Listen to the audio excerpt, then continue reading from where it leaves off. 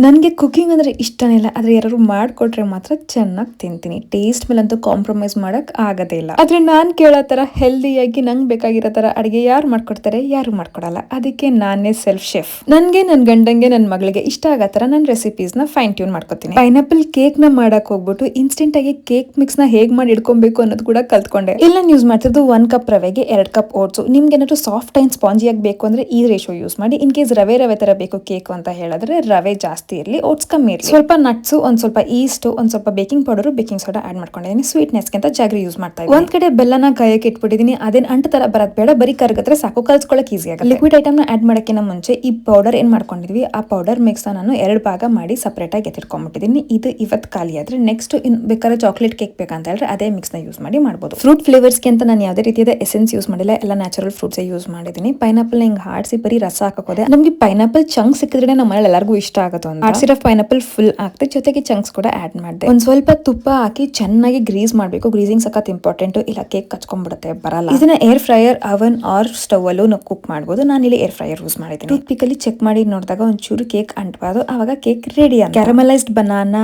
And pineapple flavour ಇಷ್ಟಪಡೋರಿಗೆ ಇದಂತೂ ಸಖತ್ favourite ಆಗುತ್ತೆ. ಡೀಟೇಲ್ ರೆಸಿಪಿನ ಕ್ಯಾಪ್ಷನ್ ಅಲ್ಲಿ ಹಾಕಿದ್ದೀನಿ, ರೀಲ್ನ ಸೇವ್ ಮಾಡ್ಕೊಳ್ಳಿ. ಹಾಗೆ ನಿಮ್ಮ ಫ್ರೆಂಡ್ಸ್ ಅಂಡ್ ಫ್ಯಾಮಿಲಿ ಜೊತೆ ಶೇರ್ ಮಾಡಿ. ನನ್ನ ಫಾಲೋ ಮಾಡೋದು ಮರಿಬಿಡಿ. Thank you.